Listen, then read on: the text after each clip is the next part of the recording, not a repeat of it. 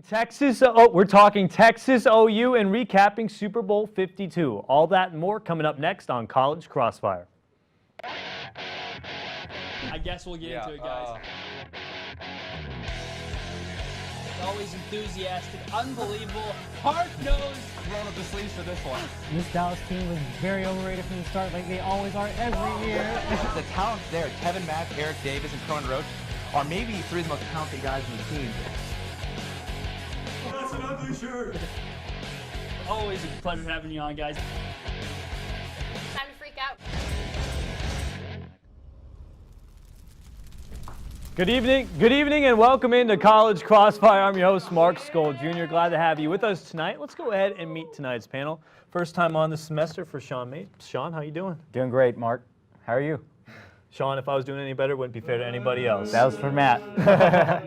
And the man in the middle, my buddy from high school, Orion Lewis, repping Clear Lake High School on College Crossfire tonight. How's it feel to be on? First time on TSCV. Man, it feels great. I'm just excited to be here, and I know we're going to have a great show tonight. Glad to have you on, Orion. And then last but not least, Eric Goodman making his first appearance of the school year. How does it feel? You haven't been on in a while. It's true. I'm telling you what, I'm hungry, Mark. I'm hungry. Let's get to it. It's been a long time back in master control. Awesome. All right, let's get started, guys. Oklahoma was in town for the Red River Shootout, and what a game it was. The Longhorns held Trae Young to just 2 of 14 from beyond the arc as freshman guard Matt Coleman put up a career-high 22 points to lead Texas to a 79-74 victory. How big is this win for Texas? Sean? You know, it's always great to beat your rival, Mark, and Oklahoma definitely is that.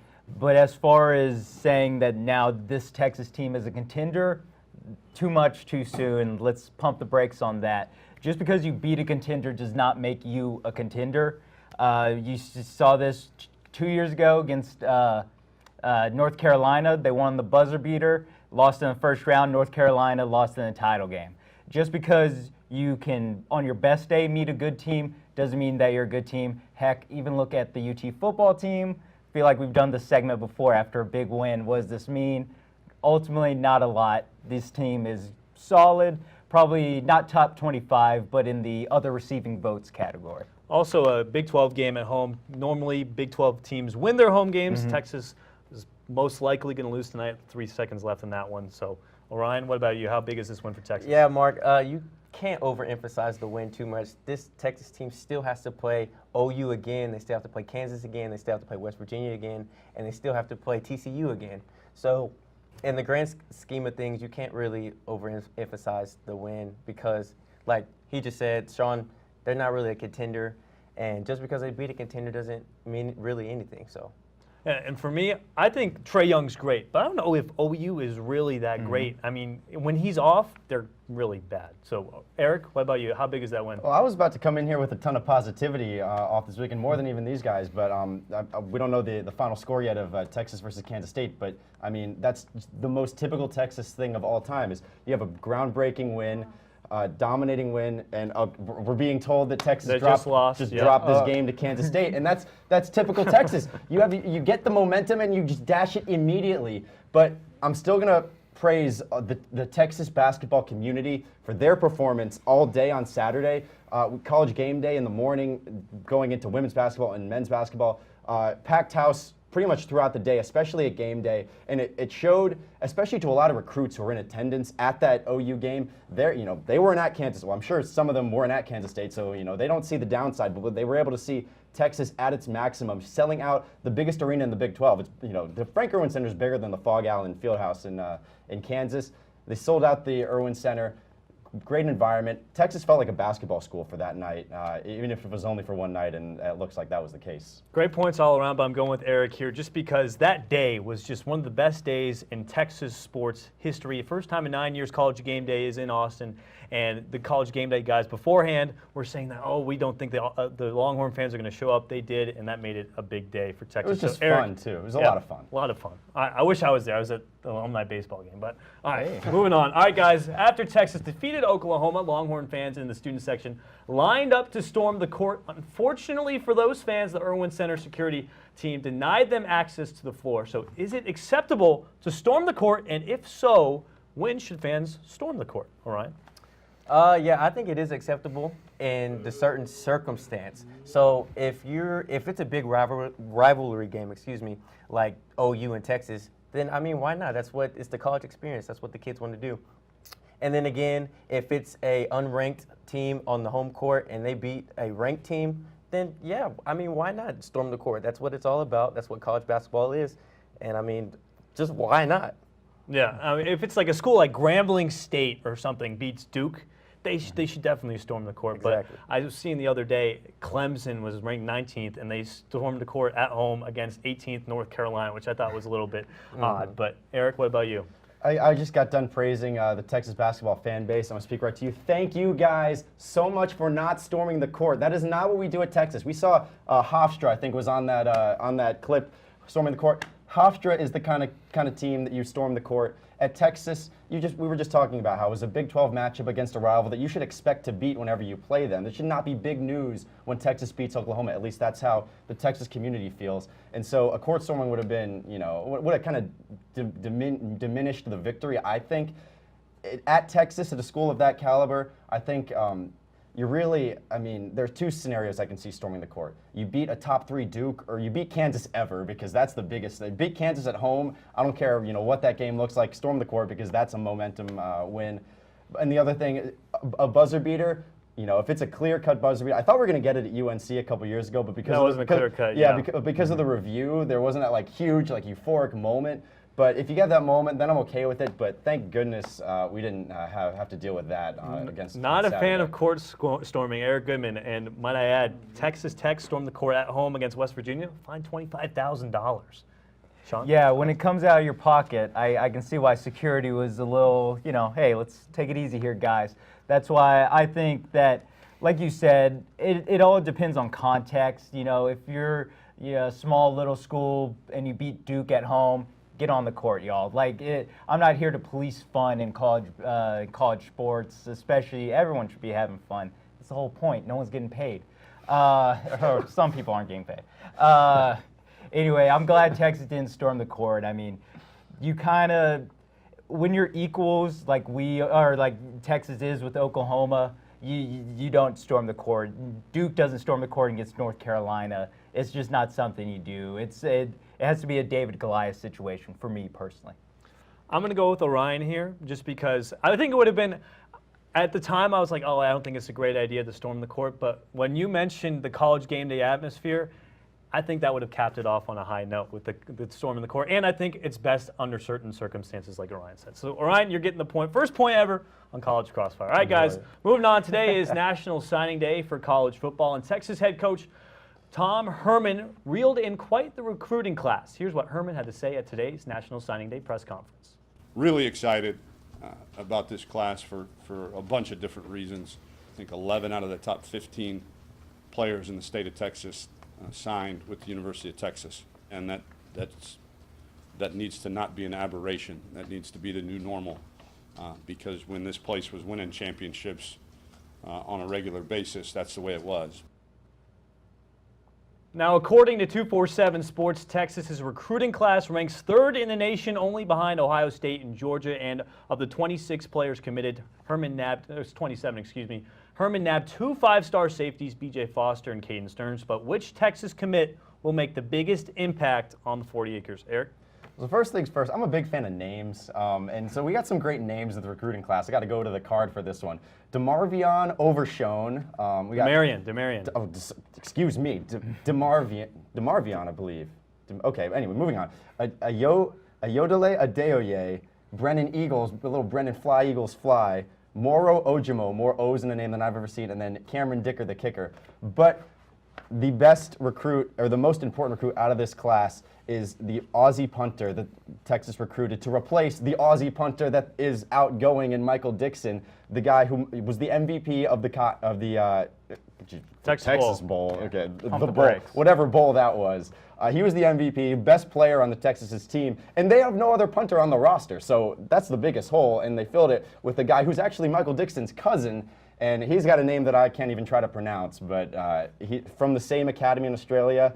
And if he can get anywhere close to where Michael Dixon was, that's a huge weapon for Texas. And all these other guys, they're nice players to have, but That's the one that stuck out to me. People always forget punters are people too. They are. They're players too. Yeah, and special teams. Tom it's Herman special for a reason. Tom Herman will never call them by their name. He'll call them just the punter, the kicker. Not But I think Michael Dixon made such an impact on the team this year. Right? Bushevsky, I think is. Yeah, but Sure. Yeah. Tom Herman, Michael Dixon made such an impact on this team. He probably won them at least 2 or 3 games this year just from punting.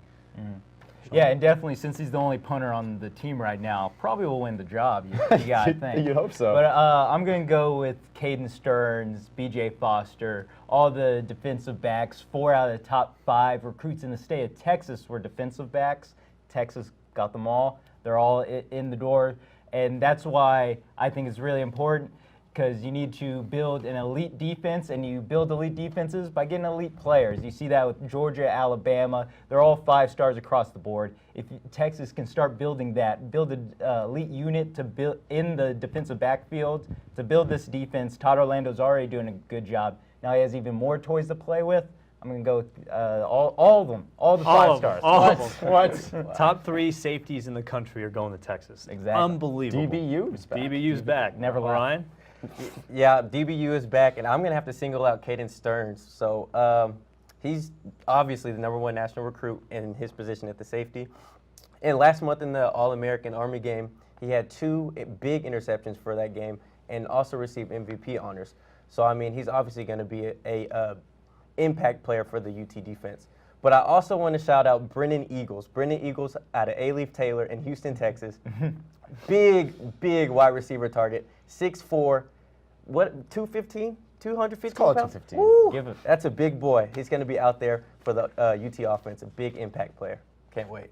I'm going with Orion here just because Texas today announced that Reggie Hemphill-Maps is officially transferring from the program, and Brennan Eagles filling in for Reggie Hemphill-Maps would definitely be good. So Orion getting 2 points Can I there. maybe steal it if I mention Cameron Dicker? His big addition. Maybe Texas I would have kicker. given the point to Cameron Dicker if anyone said it, but no one said it, so no one's getting the point for the Cameron Dicker, Drop the but name. Orion's getting the point for Brennan Eagles and Caden Stearns. All right, guys, awesome stuff. After the break, our panelists will discuss where Super Bowl 52 ranks in recent history. You don't want to miss it.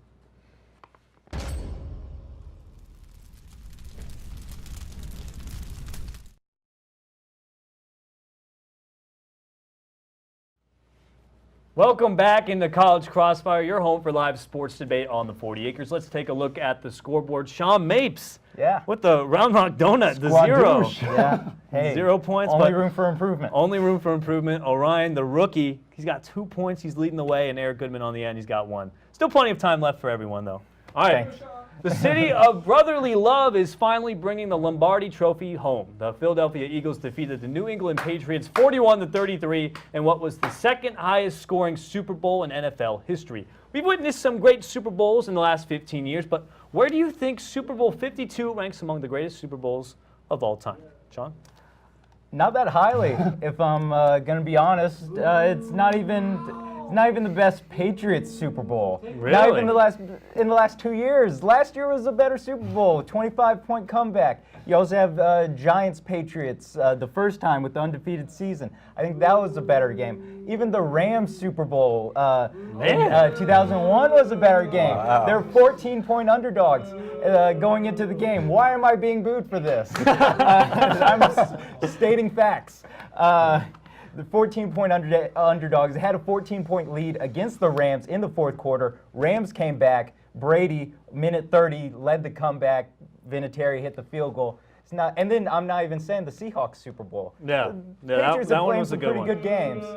My only argument, I didn't think last year's Super Bowl was that great because it was 28-3. It was a 25-point game at one point, and it was like no offense in the second half by the Falcons. It was very bland both halves, but the overtime was obviously entertaining, and the last minutes of the game were obviously entertaining as well. Orion, where's the Super Bowl rank? Yeah, I don't think it was the best Patriots Super Bowl either, but I mean, you still got to put it into perspective. It was a very high-scoring game, a competitive shootout the entire game.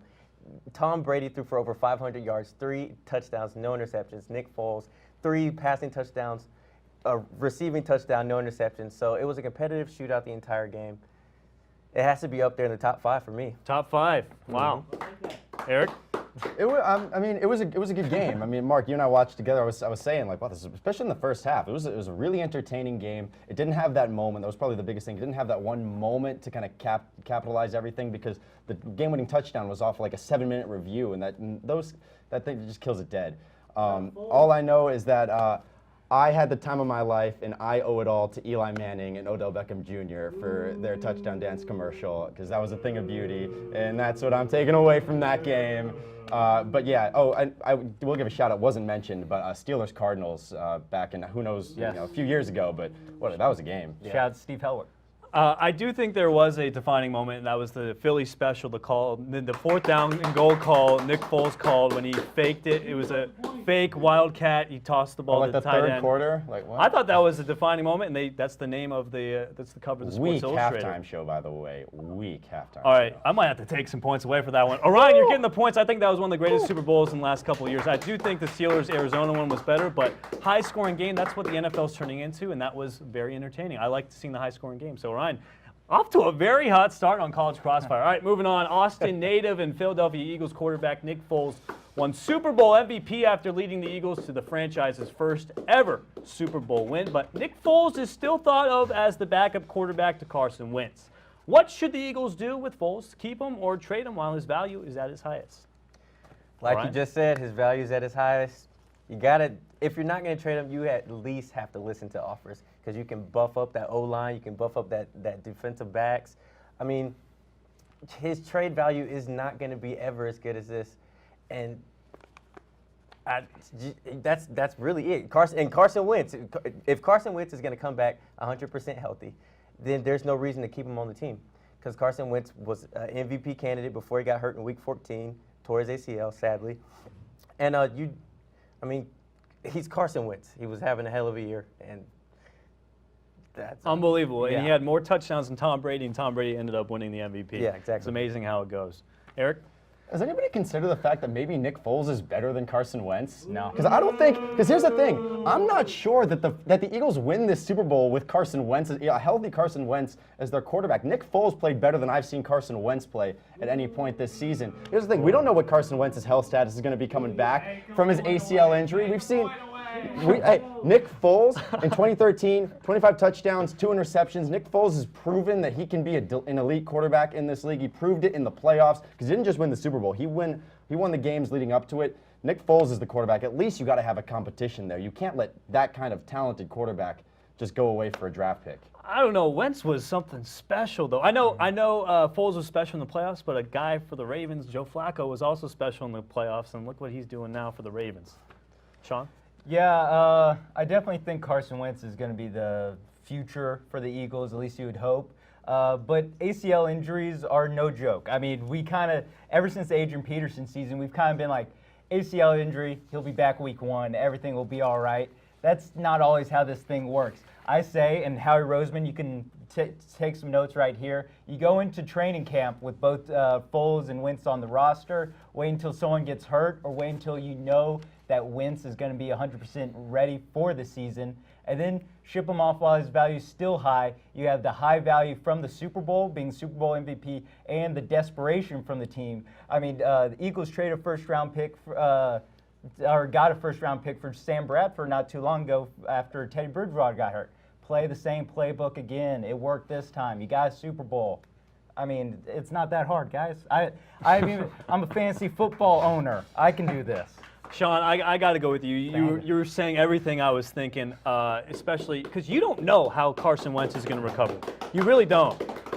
I think he will recover. I think he'll be great, but you never, ever know. And you have until week 8 to trade him anyways. His value's still going to be high. So, Sean getting his first points of the semester. Finally, Bold about prediction, time. Nick Foles starts week 1 for the Eagles. That is a bold prediction because, well, Wentz could not be recovered yet by the time the season rolls around. But you never know. Not bold prediction. All right, guys, no more football until August, but the NBA is in full swing. However, the Cleveland Cavaliers are completely out of rhythm. LeBron James and the Cavs blew a 21-point lead to the Orlando Magic last night and ended up losing by 18 points. The Cavs are now 4-9 in their last 13 games. So is it time for the Cavs to start freaking out, and what do they need to do to get back on track to what could be a 4th straight finals appearance? Eric? So LeBron James is still on the Cavaliers, right? He's on the roster. As he's of not right on. now. He's not also on another team's roster in the Eastern Well, Conference. trade deadline is tomorrow. Trade deadline is tomorrow, so anything can happen. But But he did waive his no trade. He says he's not Not getting gonna waive. traded. Okay, Yeah, so he's staying in probably going to Cleveland. be on the Cavaliers for the rest of the season. Then I would pick the Cavaliers still to make the finals because that's all LeBron does. He finds a way. He's like life. LeBron James finds a way to make it to the finals. From there, who knows? But LeBron James makes it to the finals. This will be no different. He's done it before with less than he So actually no has now. freaking out from Eric from the It's Cavs the side regular of things. season. When have we ever overreacted the regular season Sean? every year? I'm overreacting to the regular season. Smash the panic button. It's raining. Cats and dogs are living together. It's raining frogs. It's biblical proportions. Everything's falling apart for the Cavs. You got to blow it up. Blow it up at the trade deadline. Blow it And up. Here's a bold take right here. You can book your flights to Toronto for the Wow, finals, baby. that is bold. I don't There know you about go. that. I Right don't know there. about that. No. That is bold. Orion, basketball Canada aficionado. What do you say? We're not going to be booking flights to Toronto. That is for I am. sure. Get your passport ready. No way. But is it time for them to hit the panic button? Yes, it is. Dan Gilbert, trade deadline is obviously tomorrow. He has to do something. I know he can't get rid of LeBron. He can get rid of J.R. Smith. He can get rid of Isaiah Thomas. He can get rid of Tristan Thompson. He can get rid of everybody. I don't care. He has LeBron James. They probably still will make the finals this season, but he has to get rid of somebody to make LeBron happy. LeBron is averaging 22 points a game with Isaiah Thomas in the lineup. 22 points per game. LeBron James, the best player in Yeah, the world. not the best for LeBron. Not the best at all. So. All right, I'm going with Sean here just because the panic button it's hot. It's red hot right now. I don't think the Cavs will make the finals. I think it's going to be a different team, not the Raptors. I'm going to go with Celtics. Maybe even the Bucks as a sleeper because they fired Jason Kidd. Might figure it all out. All right, guys, great debate. That's it for now. We got rapid fire up next, and you don't want to miss it.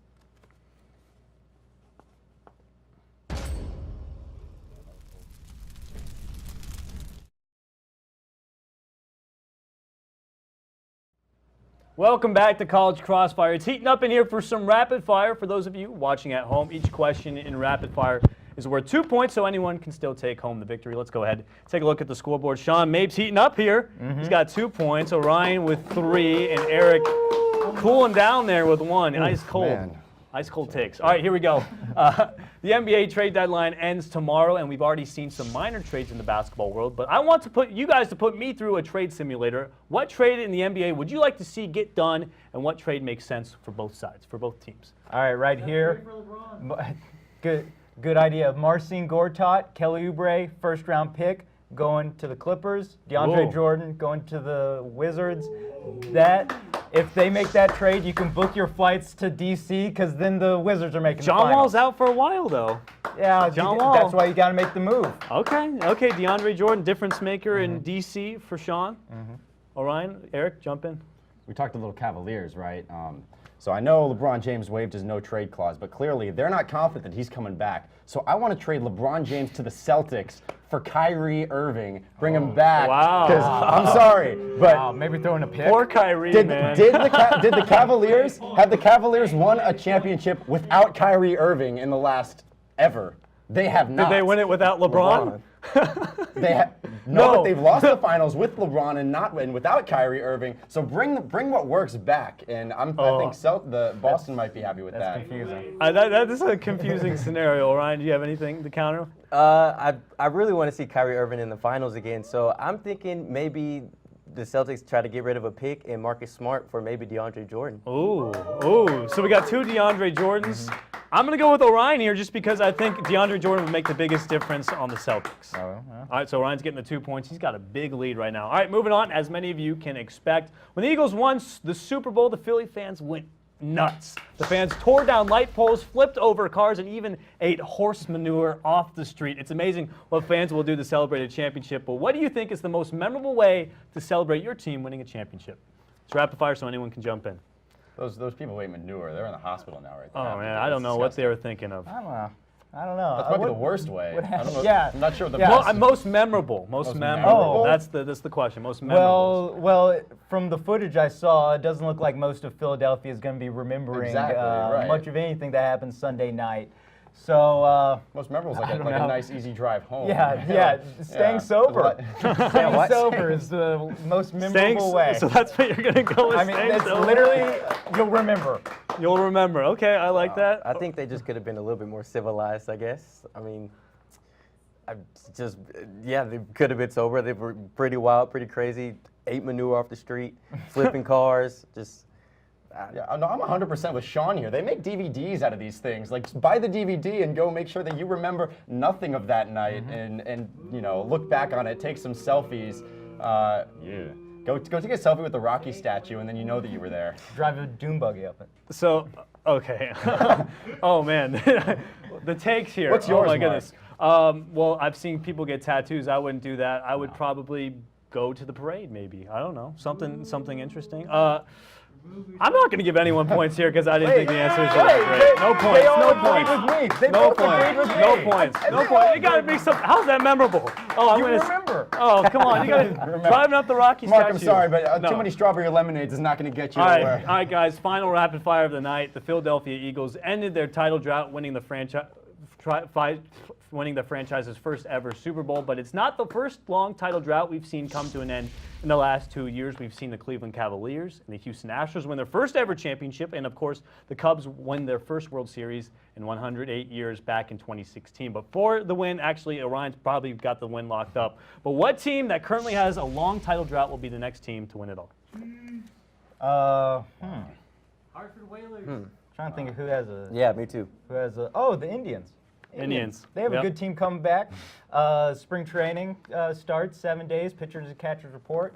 Edwin Encarnacion's a big bat. They can maybe add someone else because no one signed a free agent so far in the off season. Give me the Cleveland Indians. Cleveland Indians. I like that. What an actual answer. Come on. Give me the Houston Texans. Houston Texans. Oh. They've only been around since 2002. Okay, and have they won Oh, yet? I come mean, on. it's not a long drought. It's The not a long drought. The Cowboys haven't won since the 90s. That's a longer drought. Oh, that is a longer drought, I've but been let me. alive longer. I mean, they're still the Texans, so I mean, they've been disappointing. So they have Deshaun Watson. They're going to be healthy this upcoming season, and we all saw what Deshaun Watson could do for 7 games. He looks good. He's he looks legit. good. He's legit. electric out there. Eric? Mark, team that is at the cusp of a championship that's never sniffed it before is the Texas Student Television intramural basketball Oh, team. Season starts coming in tonight, hot. 11 Coming p.m., in baby. hot. We're on the team. John's on the team. Orion, if he can be there, is on the team. We're coming for a title to this year. We're not going to win the title. I We're can winning tell you the that title right this now. I year. can What are you tell you that talking right about? now. We're not winning the title. We're winning the- Sean's Let's go. getting the points Cleveland because Iowans. 1948 last time the Indians won, but Orion had enough points to get the win. It was 5-4 to 1. Oh, made a comeback. So, Orion, do we have time for FaceTime? No time for FaceTime, Orion. I hope you're on next week. So, Orion Lewis is your champion. Congratulations to you, Orion. That's it for College Crossfire. Don't miss College Press Box next Monday at 9 for a recap of all sports news on the 40 Acres. Special thanks to everyone in the studio, Master Control, and to you for spending your Wednesday night with us. Till next time, I'm Mark Skol Jr. Good night.